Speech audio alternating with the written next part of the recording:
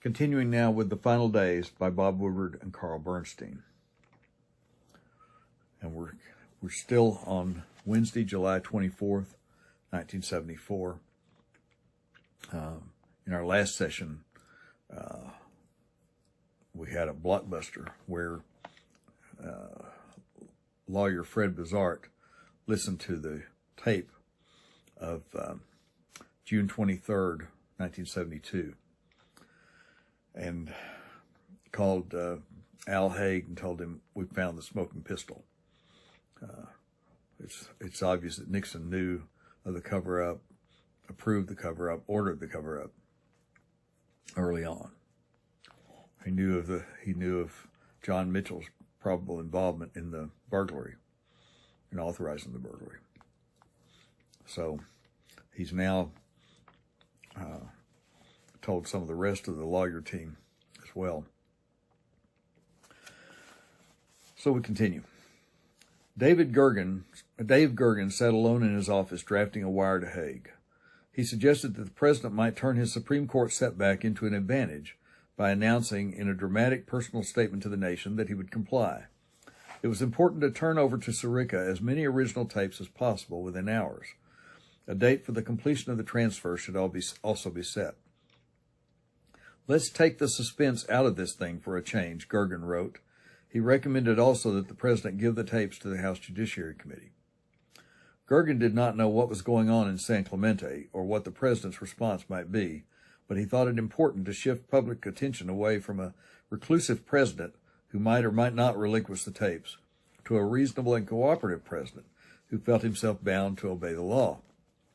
Haig walked across the San Clemente compound to the president's office in the den of the residence.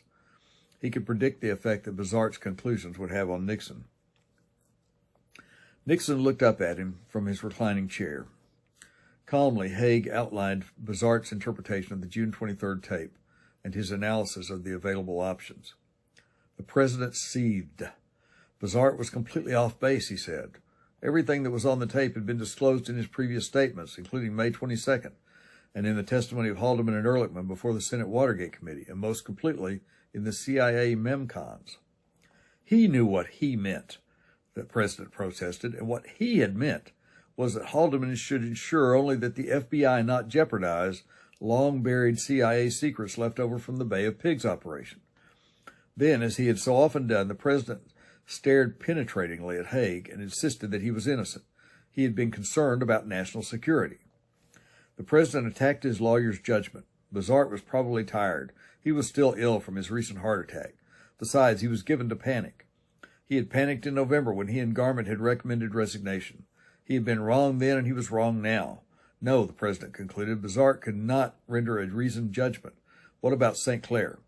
Haig called St. Clair and asked him to come over. St. Clair had already talked with Bizart and knew his assessment.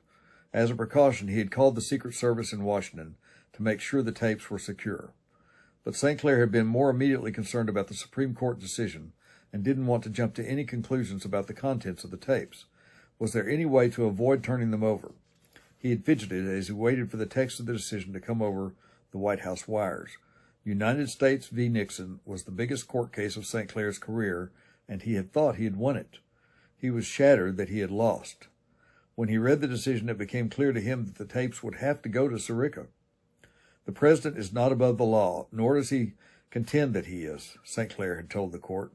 He hoped that the president understood what that meant. Nixon had never told him exactly what he would do if there were an adverse decision, but St. Clair knew that his own legal advice to the president had to be unqualified compliance. When St. Clair arrived at the residence, he told the president and Haig that he advised full compliance. The president was not convinced. He wondered if, in fact, to preserve the power of his office, he didn't have a constitutional duty to reject the court order. Both Haig and St. Clair observed that defiance would mean certain impeachment and conviction. Even so, the president said, he might have an obligation to carry this battle into the impeachment forum. The consequences to the office of the presidency were grave, and therefore the matter must be given all possible tests and full public argument. Hadn't St. Clair, after all, argued to the court that as the president the law could be applied to him in only one way, by impeachment? The conversation continued for 2 hours before the president appeared to accept the notion of some form of compliance. Characteristically, he had arrived at a decision without actually having made it. St. Clair tried to explain to his client what Judge Sirica and the special prosecutor would probably expect. There must be some exception for national security material, Nixon insisted. It was Sirica who would rule on claims of national security, St. Clair said, just as he had with the first batch of tapes. The president wanted time to review all the tapes himself. There was to be no wholesale turnover. He instructed St. Clair to inform Sirica that they would need time, weeks, perhaps longer, to do a thorough job. I can't get that, St. Clair said. He reminded the president that Jaworski's consistent strategy had been to get the tapes quickly so that the cover-up trial could take place as planned in the fall. Certainly, Sirica would support an immediate turnover. St. Clair, caught in the middle, seemed that he was being used in a frivolous attempt at one more stall. His professional reputation would be damaged further. Nixon's anger flared again. He had difficulty enough with the court telling him what to do, he said. They were not going to tell him when to do it. And St. Clair was his lawyer. He had better secure the necessary delay. He, Nixon, wanted it. That was that. St. Clair was insulted. His client was instructing him again on how to handle the case. He didn't want to argue anymore. The president had agreed to compliance of a sort. The drama of Bizart's conclusions about the June 23rd tape was for the moment pushed into the background. Absorbed by the pressure to offer public assurances that the tapes would be forthcoming, Haig, St. Clair, and Ziegler went to Haig's office to work on a statement of compliance. Haig called Bizart and told him that Nixon disagreed with his analysis. The president was insisting that the June 23rd tape was, quote, not that bad. He had decided to announce that he would comply. Bizart said the decision was premature. It meant only postponing the inevitable consequences. When those consequences were weighed, the noncompliance and resignation option looked attractive. It might represent the president's last chance to stand on principle and to leave office without suffering devastating exposure, and God only knew what was on the rest of the tapes. Haig reiterated that the president had decided to comply. Resignation, noncompliance, pardons, all of it was too much to consider that day. The president was in one of his black moods. June 23rd, the impact of any disclosure, those judgments would have to be put off. Bizart gave up. The president was really taking the easy course. An announcement of compliance would delay the larger issue. But the issue was still there, and Bizart knew it would surface quickly. Then there would be no easy way to dispose of it. In the meantime, there were those who would have to be alerted. Timmons had told him that House Republican Minority Leader Rhodes had pledged to lead the fight against impeachment. Bizart phoned Timmons and told him that there was a bad tape. He suggested that Rhodes be warned not to do or say anything until he heard from Timmons again. Timmons agreed. Ray Price had arrived at his office in the San Clemente compound early that morning to work on the president's speech on the economy. It was scheduled for the next day. He had barely settled down to work when the news of the Supreme Court decision came over the Associated Press wire. Price jotted down some ideas for a suitable response, sent his suggestions over to Haig and Ziegler, and went back to work on the speech about the economy. A short while later, he was interrupted by Haig, who wanted to discuss the language of the president's response. Using Price's draft, Haig, St. Clair, Ziegler, and Price got a statement ready for the president. Jerry Warren was waiting for word from Ziegler. The press had been badgering him all morning, running in and out of his office at the Surf and Sand. Would the president comply? Would he defy the law of the land? When would there be an announcement on the president's decision? If he complied, when would the tapes be released? Warren had no answers. He was dependent on Ziegler for any information. Ziegler had been phoning constantly, but it was to find out how the press was reacting, how it was reporting the court's decision, and the delay in an announcement from the president. Warren knew that these were the president's questions.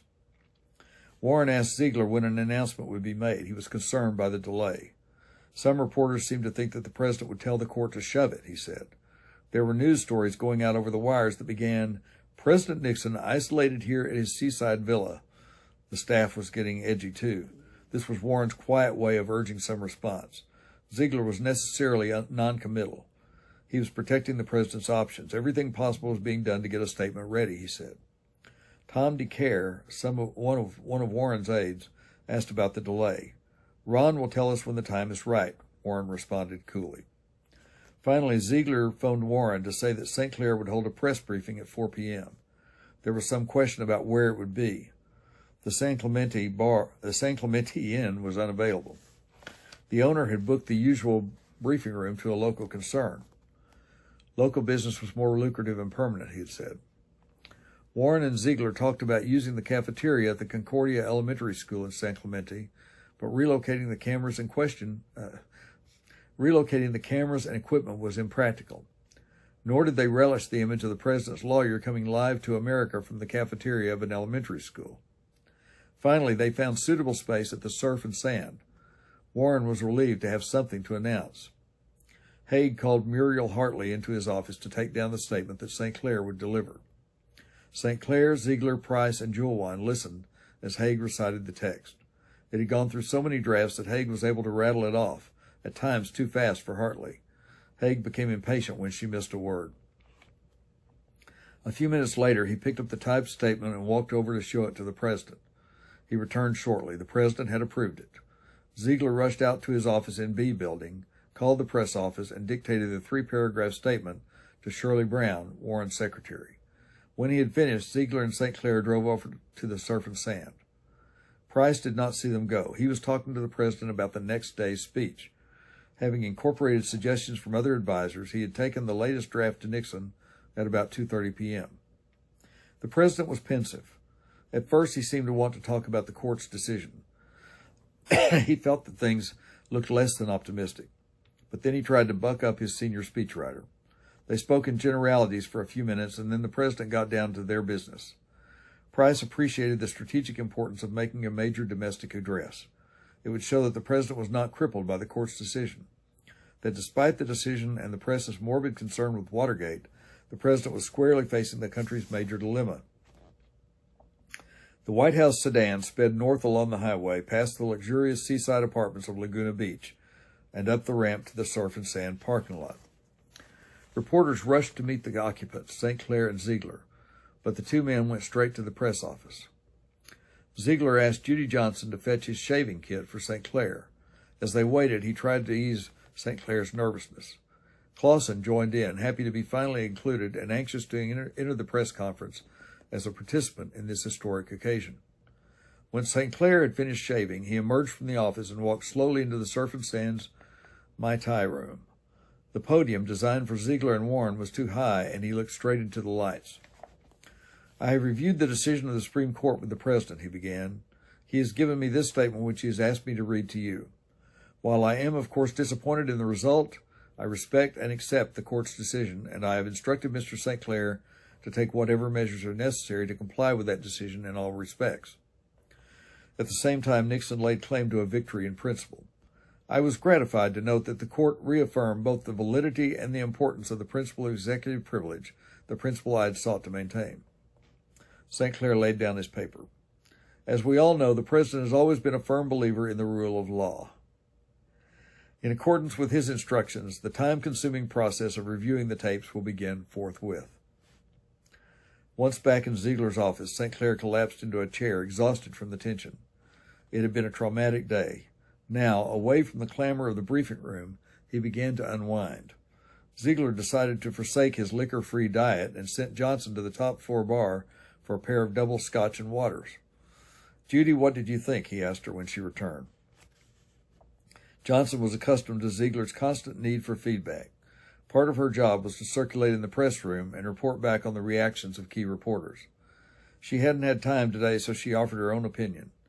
"You were very serious," she told Ziegler, who had done little more than introduce St. Clair. "Was I too serious?" Ziegler asked. "Did I look depressed?" "No," she said, "just very serious."